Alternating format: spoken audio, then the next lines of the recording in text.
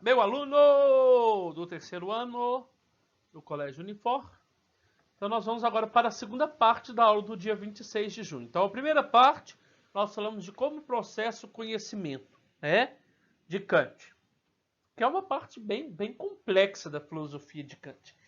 Agora nós vamos falar do famoso imperativo categórico, tá? É uma coisa que se fala muito dentro da filosofia de Kant, é uma coisa que é muito cobrada, né? Tanto nos vestibulares, tanto na prova e principalmente no dia a dia, porque está relacionado, então, às questões éticas, à vida, né? A moral, tá certo? Então nós vamos começar na aula, né? Essa segunda parte da aula.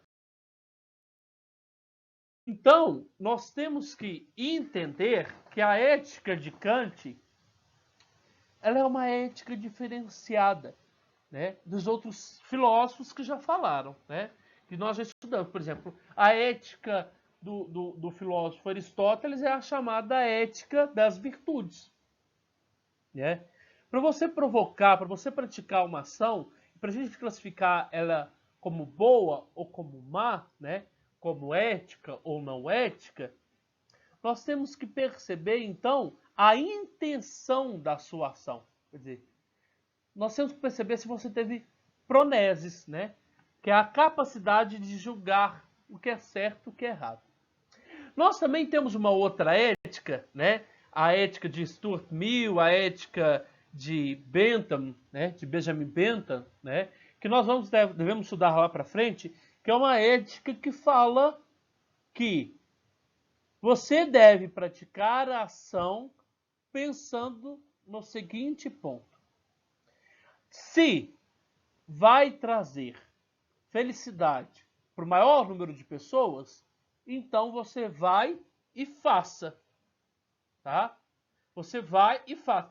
Independente se você quer aquela coisa ou não quer. O importante é você deixar o maior número de pessoas bem, felizes. A ética de Kant, né, ela é totalmente diferente dessas éticas. Ela não quer saber se você é uma pessoa virtuosa, ela não quer saber se vai causar prazer para o maior número de pessoas.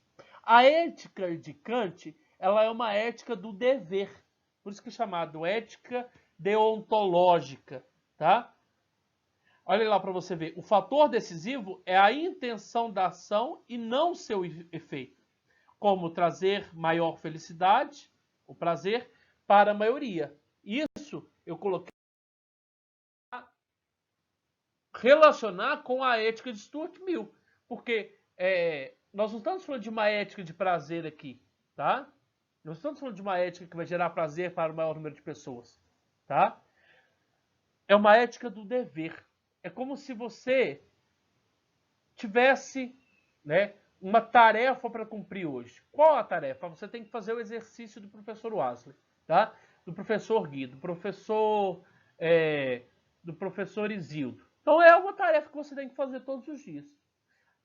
Essa ética de Kant é uma ética de dever, literalmente, que você deve cumprir, você deve fazer elas todos os dias, tá? Primeiro, nós temos que falar que é uma ética do dever, que você sempre tem que pensar que o outro ser humano, né? Você tem que ter essa maturidade de pensar que o outro ser humano, ele é racional, ele é igual a você, tá? Por isso que depois, em um outro momento, nós vamos falar. Não devemos usar, né? Não devemos usar a humanidade como fim, tá? Mas sim como meio, tá? Nós temos que sempre pensar na humanidade, né? Não usar a humanidade, não usar o outro como objeto de uso e de desuso, tá? Então, antes da gente dessa introduçãozinha, vamos continuar aqui, tá? Vamos continuar com esse exemplo que eu trouxe aqui. Então, presta atenção. Nós não estamos querendo aqui gerar prazer para 1, 2, 3, 4 pessoas, tá? Você tem que sempre ter na sua mente que o outro ser humano é racional igual a você. E é como se eu colocasse aqui na sua frente um espelho aqui agora. eu coloco na sua frente um espelho. E aí o que você vai ver naquele espelho? A sua imagem, não vai? A ética de Kant é como se eu antes de praticar a ação, eu colocasse um espelho, né? Eu colocasse o espelho na minha frente, né? Colocasse o espelho na minha frente e me perguntasse: se eu fizesse isso, se eu praticasse tal ação, todo mundo vai praticar?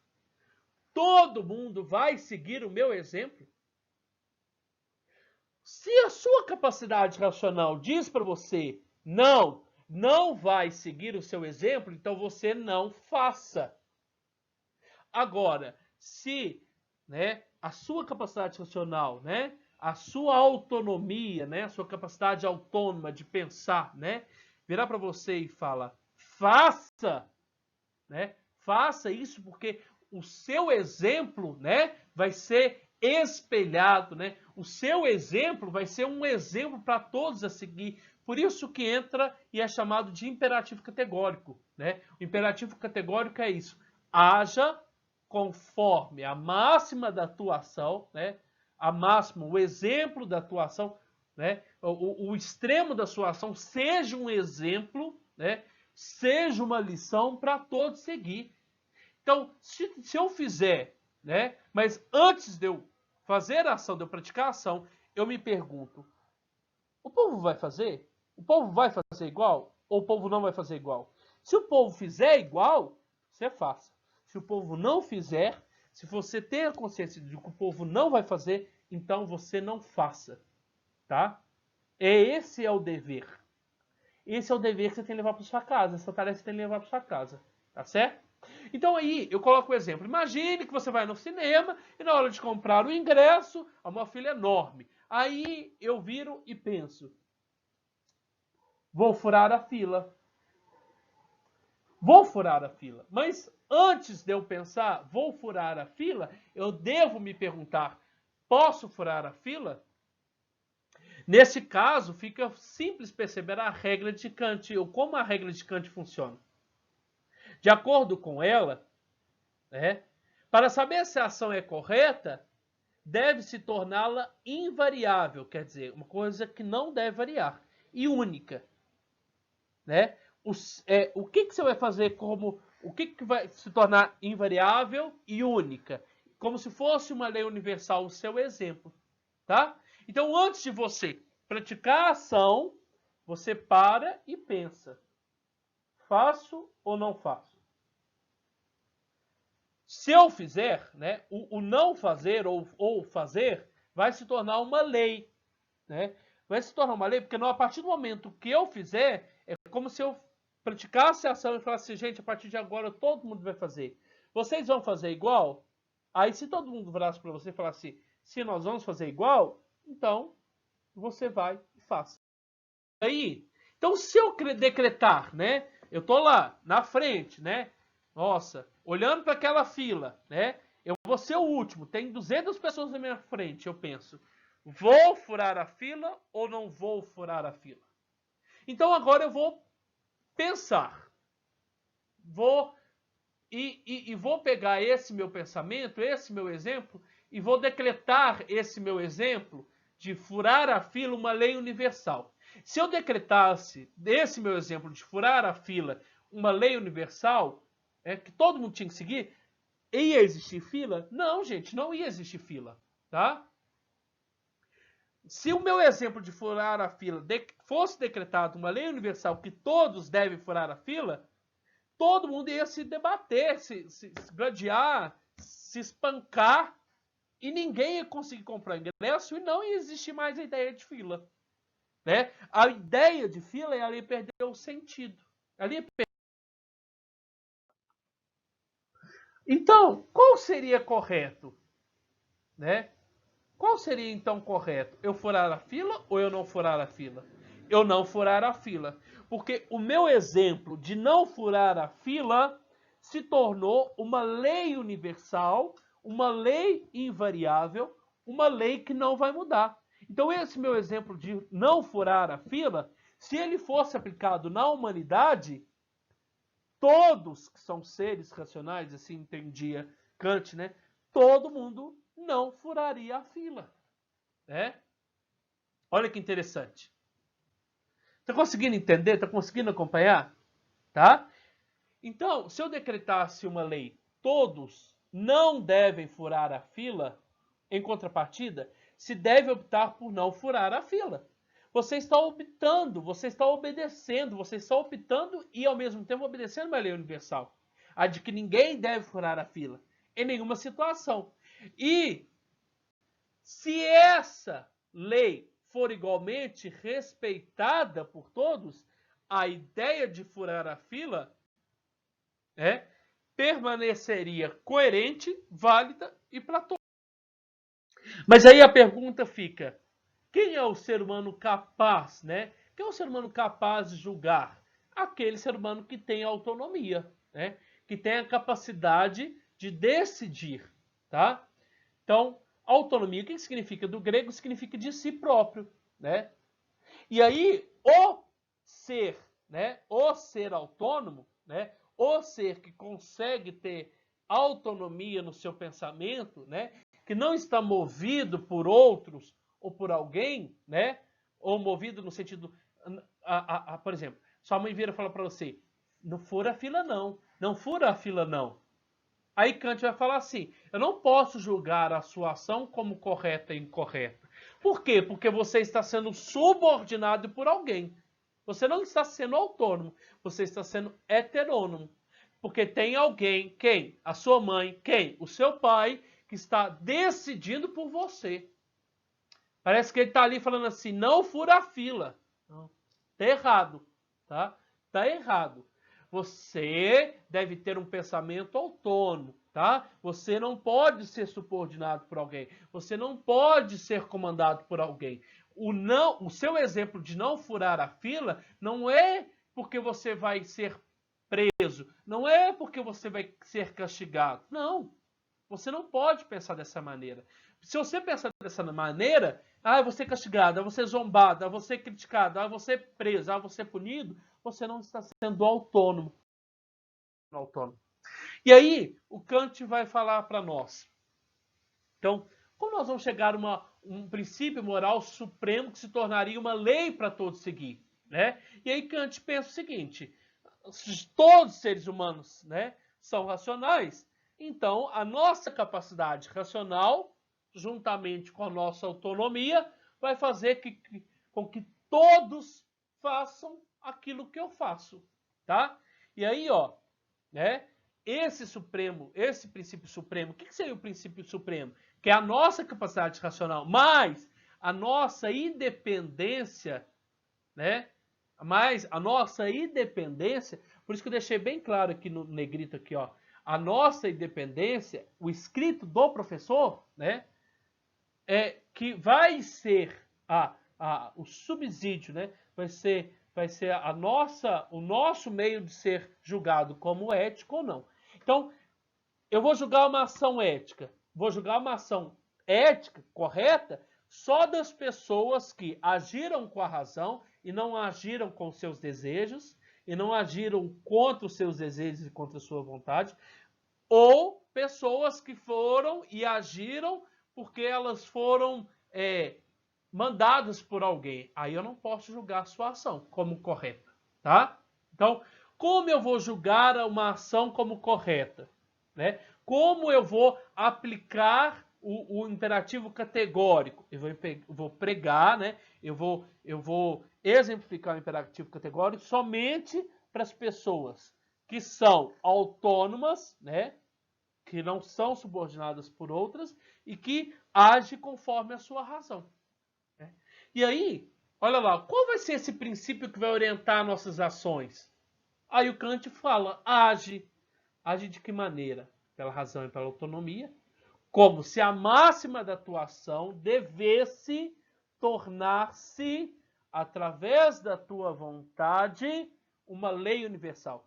A da tua vontade, não da vontade do outro, da tua vontade. Lembrando que você tem autonomia. Então, na hora lá que você está para enfrentar a fila, o seu exemplo de não furar a fila, que partiu de si próprio, da tua vontade, vai se tornar uma lei universal.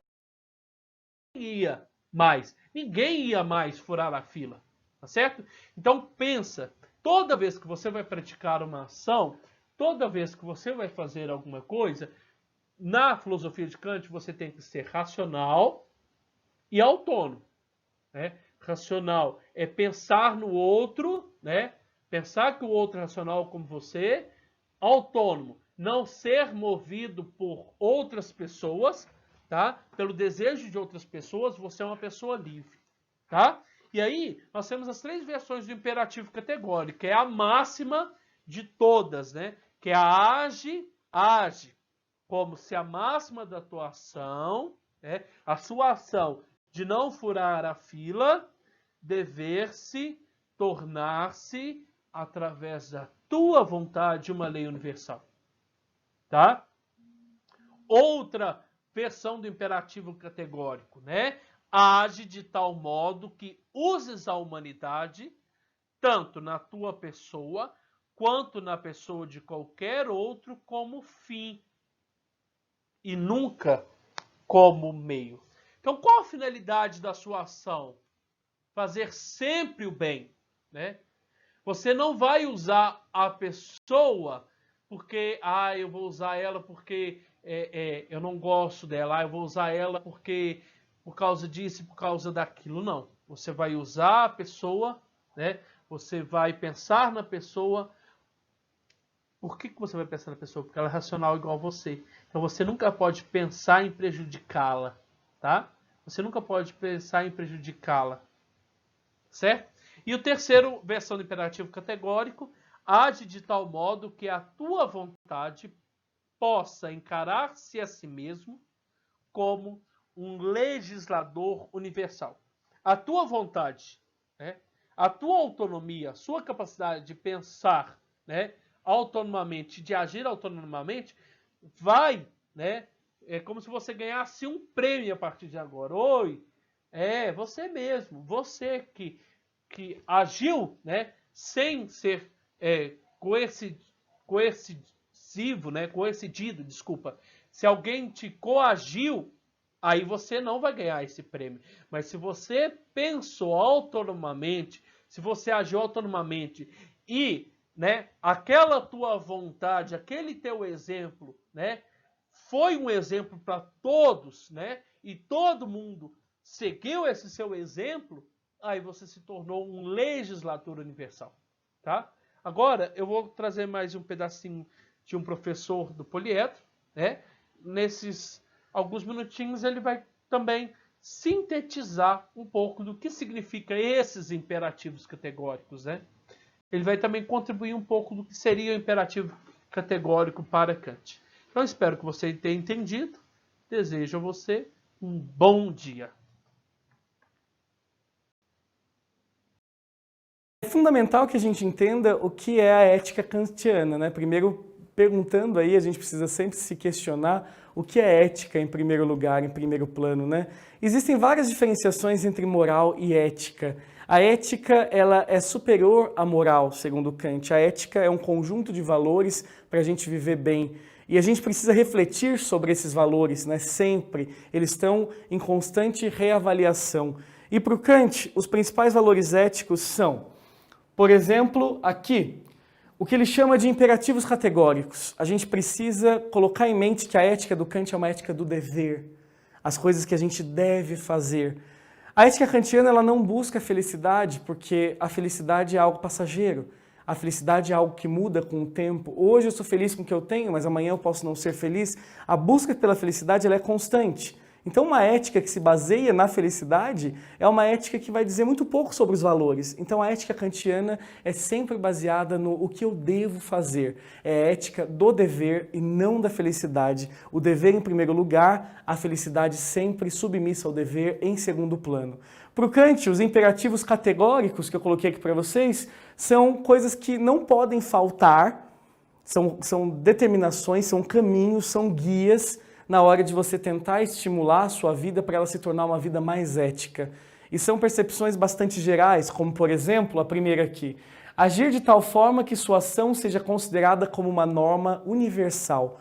Quando a gente pensa em ações individuais, muitas vezes a gente está pensando apenas no bem comum, no bem do indivíduo. Agora, quando a gente pensa em normas, né, em ações que virem normas universais, a gente está pensando aí no bem comum. E esse seria o objetivo da ética, né, o bem viver, a boa convivência, trazendo aí benefícios para todos. Mas o mais interessante é o segundo imperativo categórico aqui do Kant. O Kant ele fala o tempo todo que a gente precisa utilizar o ser humano, né, como um fim, ver o ser humano como fim, nunca como meio. Se a gente for pensar, a nossa sociedade ela usa muito o ser humano como meio. Meio para atingir a riqueza, meio para atingir a felicidade, um meio, por exemplo, quando você não quer se sentir sozinho, você liga para aquele amigo, para aquela amiga e fala, vamos sair, vamos fazer alguma coisa. Quer dizer, às vezes você usa as pessoas e nem percebe. E como é possível desenvolver um senso ético se a gente está usando as pessoas como meio para conseguir alguma coisa e não como um fim em si mesmas? Usar as pessoas como um fim em si mesmas, vê-las como um fim em si mesmas, é respeitar o ser humano, é você trazer uma noção mais abrangente do que são as pessoas que convivem ao seu redor, né? A palavra, acho que aqui que cabe realmente é o respeito, né? Tomar a humanidade como um fim, não como meio. Não lucrar, não buscar acabar com a solidão, ficando do lado de uma pessoa, mas sim tentar avaliar as pessoas pelo que elas são, pelo que elas merecem ser e tentar criar a melhor convivência possível.